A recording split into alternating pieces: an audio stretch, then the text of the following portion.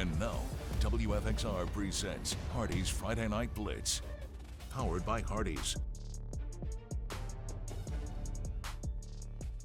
Yes, good evening, everyone. I'm Jermaine Ferrell, hoping your day is wonderful and blessed, and welcome to the start of our 9th season of Hardee's Friday Night Blitz. We have highlights from several games, so if you're keeping score at home, we get the party start with the first game of the day over at Willis Field at North Cross for matinee action, where the Raiders, fresh off their big blowout win last night over Nansemond Suffolk Friday, taking on Trinity Episcopal out of Richmond. Now, Trinity, they are a VIS AA Division II team taking on North Cross. They're a Division II squad. We get the party started. First quarter, Trinity quarterback Deacon Scogan. He's going to get haterade interception. North Cross Josiah Hines running like Duncan Hines, baking his way down the sideline.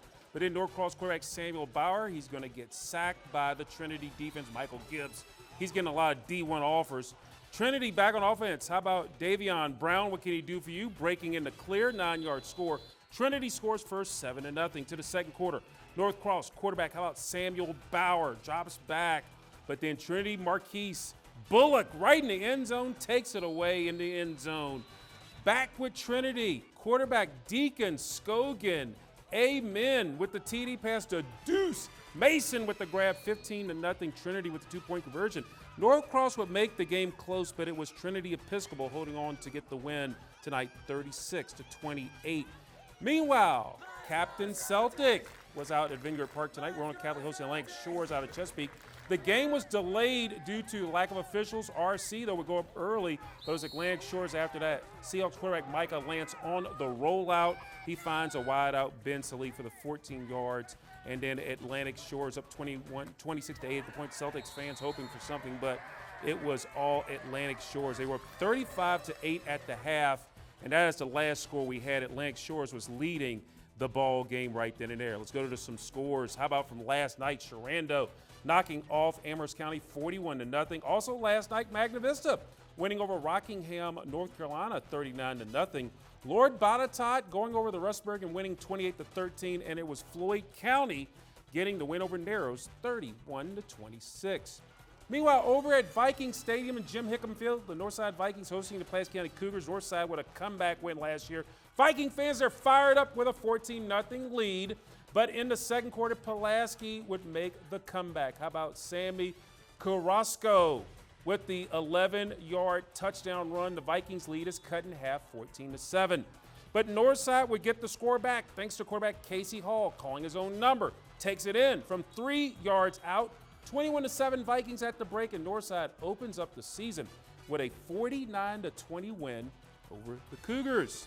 Meanwhile, over at Miller Field, the William Fleming Colonels hosting the Class 4 runner-ups from last year in the Verona Blue Devils. First quarter, Verona quarterback Caleb Weiss. He's going to go deep, and I mean deep. Damari Carter, 86-yard score, made it 7-0 Verona. More Verona. How about Caleb Weiss, again, the quarterback to Shanundre Williams on this nice little pass here, and Fleming had some problems here. A missed tackle here, a missed tackle there, spins his way in. Touchdown Blue Devils, they up 14-0. And then William Fleming, quarterback Jasir Preston, is going to get a tough snap here as he's going to drop back. Bad snap there. He tried to gather himself, but he's going to throw it to the wrong guy. Ivan Thompson takes this to the house. That's a touchdown. And William Fleming, they go on and they would lose the ball game to Verona tonight, 41-14. Let's go to some scores here. Franklin County getting the win tonight over Bassett, 27-19. Patrick Henry going down to North Carolina, winning over Southern Alamance, North Carolina, 27-0. It was Reidsville, North Carolina over George Washington, 42-14. And Person, North Carolina over Halifax, 32-22. Coming up on our Hardee's Friday Night Blitz with all your action, Ryan Moye has highlights from the New River Valley with stops in Radford and Christiansburg, plus Stanton River and Hidden Valley, and a battle of first-year coaches at the Bogle. Stick and stay, please. Now, Hardee's Friday Night Blitz Band of the Week.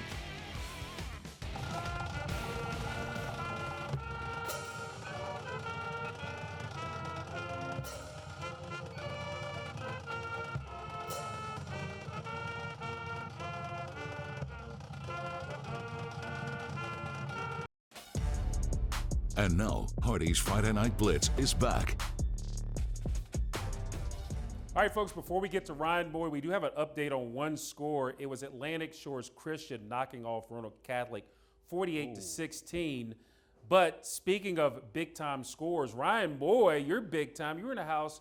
It was a special weekend or a special night tonight in the New River Valley at one particular location. You know, that's right, Jermaine. Let's begin with a matchup that has been going on strong for over 25 years. George Wythe taking on Radford. Last year, the Maroons ended their 5-game losing streak to the Bobcats last year, of course. So Radford's out for a little revenge. But check this out. Just before the game, honoring the one and only, oh my goodness, Norm Lindenberg. Of course, you see his initials etched on the jersey right there. And this, guess what? The day is recognized for him. But let's get to the highlights. Check this out.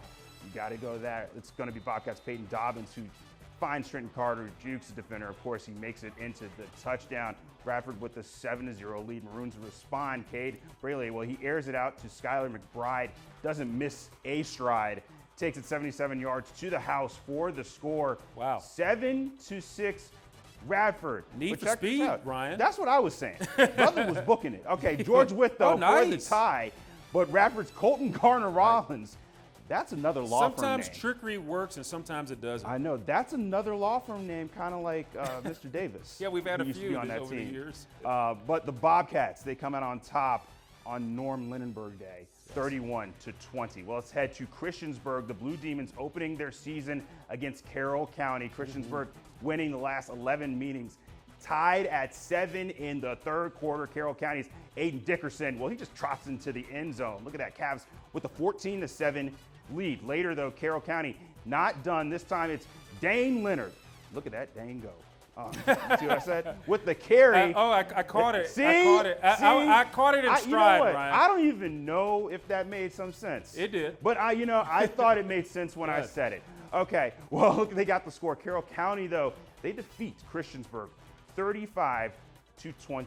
Well, Jermaine, the New River Valley, as you saw, was often popping like Redenbacher. Oh, my goodness. Or like Mike Young's favorite food. Oh, basically. absolutely.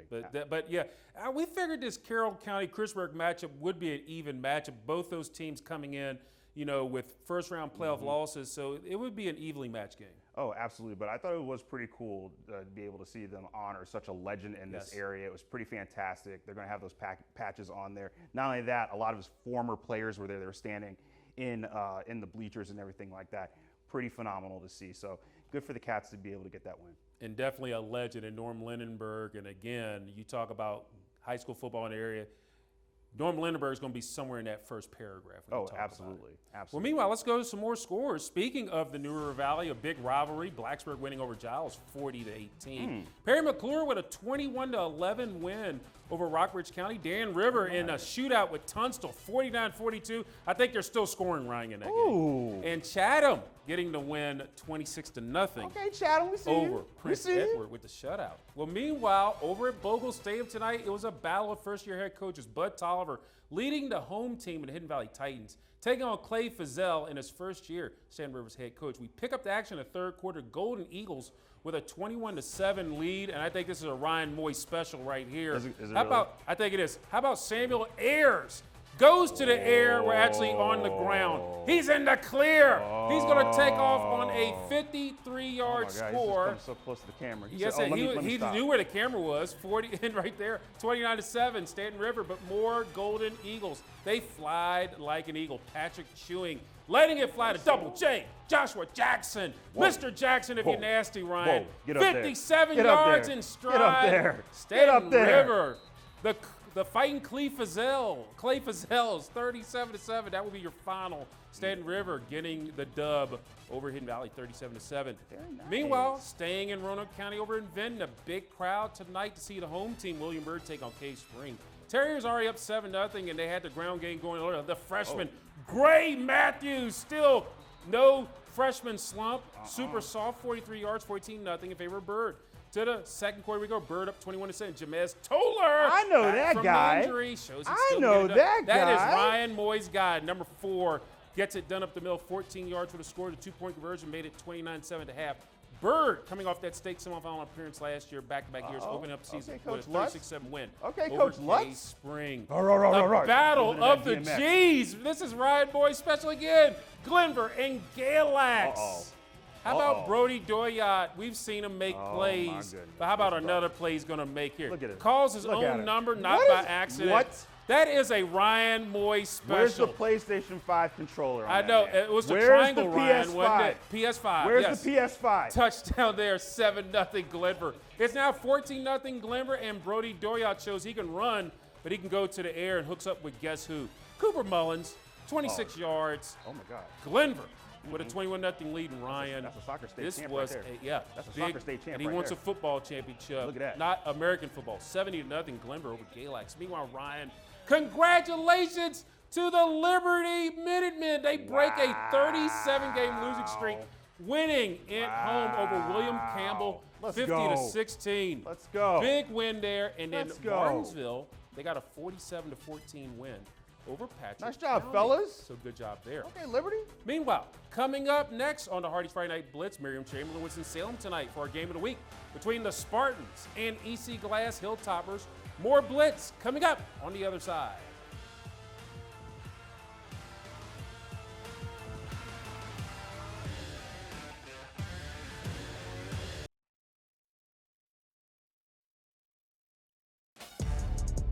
And now, Hardee's Friday Night Blitz is back. All right, folks, thank you so much for watching this opening week of high school football season with the Hardee's Friday Night Blitz. It's game of the week time for week 1, and guess what we have? And now, WFXR Sports presents Hardee's Friday Night Blitz Game of the Week. Well, our Hardee's Friday Night Blitz Game of the Week takes us to Salem Stadium and Willis White Field, a matchup between two of our big-time programs, the EC Glass Hilltoppers, making a more than hour trip west on Highway 460 to play the Salem Spartans. This is the first regular season meeting between the Region 40 rivals since 1987.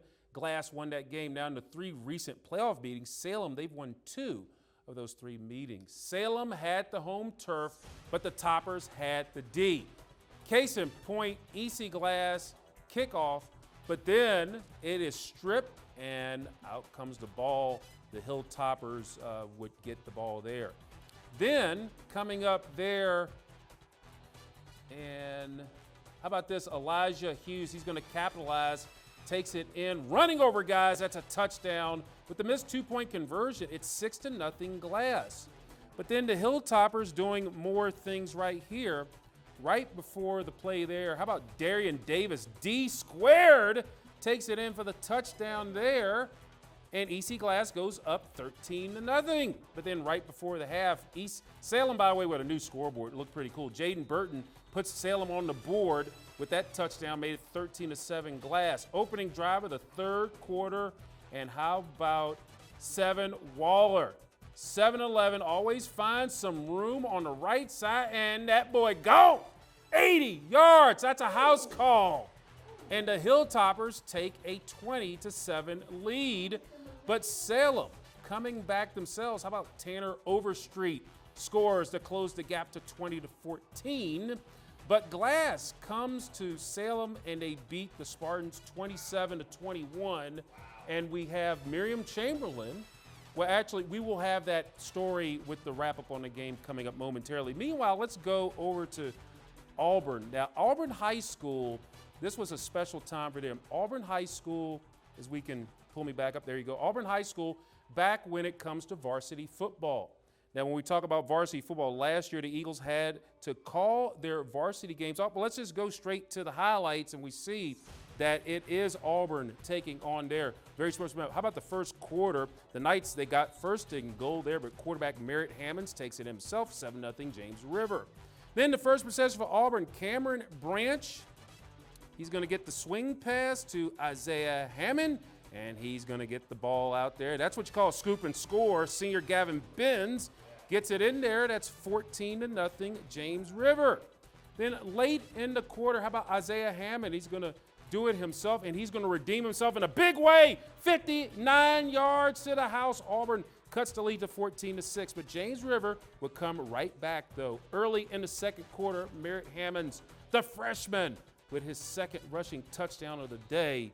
And James River, they would get the big win over Auburn, but a success because Auburn with varsity football back 49-12. But meanwhile, if we could come back right here again, a big game, EC Glass and of course Salem again, 27-21. EC Glass with the win over Salem. Miriam Chamberlain has a wrap up of the game from Salem Stadium. From the jump, it looked like as if EC Glass will take it and run with it, but Salem did keep up with the Hilltoppers just for the Hilltoppers to remain on top, beating the Spartans by a final score of 27-21. The team happy and glad that week one is finally in the books. You know, just happy to end the game that way. We always kind of pride ourselves in practice on ending things with the defense on the field. There's nothing better than when you can end with the defensive stop. So just very proud of our guys, happy for our guys. Had some JV guys have to step up and play tonight. We were just grabbing bodies at points and throwing them in the game. So happy to have these guys get what they deserve. I think they deserve to win tonight, and happy we came out on top. I knew if we play as one, we'll get the dub. And we've been thinking about that all week, just playing as one, playing together, no yelling at each other, just communicating and just playing. We say playing Salem's like a staring contest, and you know the first one to blink is the one that's going to lose the game. And you know even with 4th and 1 and all the odds stacked against you, our guys didn't blink, and very happy to win the staring contest tonight. Everybody been doubting us, so we just got to come out and show everybody, shock the world. We got a timely stop right when we needed to. A lot of respect for a program like Salem, and I don't think we could have drew a better script of how we would have wanted this thing to end, and I think that'll give our guys some confidence moving forward. Well, defense is the name of the game for EC Glass as they now walk away with their first road win. Here at Salem Stadium, I'm Miriam Chamberlain, WFXR Sports, back to you. Miriam, let's go out to Brookville, and of course we have Appomattox, and in Brookville, I tell you what, fired up as we are here. How about this? Mark Alois puts it right through there. Actually, I'm sorry, it's Lincoln McDaniel. Elmack with the touchdown. How did I mess that up? 6-0 Brookville on the game. Then on a field goal, Mark Alois, yeah, that's it, field goal there. 6-3 Brookville, but then more Brookville. How about Cam? Oh, Cam. Catches this one from Elmack. That's Cam Thomas. Touchdown. You know who his dad is. Logan Thomas. Hey, Dad's happy on that one, Ryan. 19-3. And Brookville, they would hold on to beat Appomattox tonight by the score of 20-17. Meanwhile, how about JF taking on over at Sabre Stadium over Gretna? And this was all. What? I mean, this was all JF in this one. Jerseys. How about, yeah, they're sweet too. We didn't see them over Media Day, but they say, we got something for you, Jermaine and Ryan. Hey, there you I'll go. take that. Bryson Spano runs there. But in the end, JF, they would dominate this. They would pitch a shutout. They get it over Gretna by the score of 43-0. Wow. And coming up next, we will put a wrap on this. We'll have play of the night, and we'll look at the college football schedule for next week. This is Hardee's Friday Night Blitz.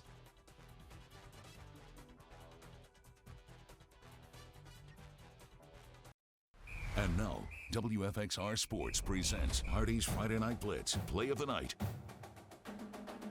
All right, let's go to our play of the night. Oh, thank heaven for number 11. 7 Waller goes 80, Ryan. And this is what you call a house call. 80 yards as EC Glass, they come to Salem to get a big win tonight over the Spartans. So technically it's kind of like 7-Eleven. Doors opening, doors closing. Right, 24/7. Big time right there. Well, meanwhile, we have college football action coming your way Saturday. VMI will be at Navy at noon. Then Virginia University of Lynchburg go to Valpo. That's a 1 o'clock kickoff. Liberty hosting Maine at 4.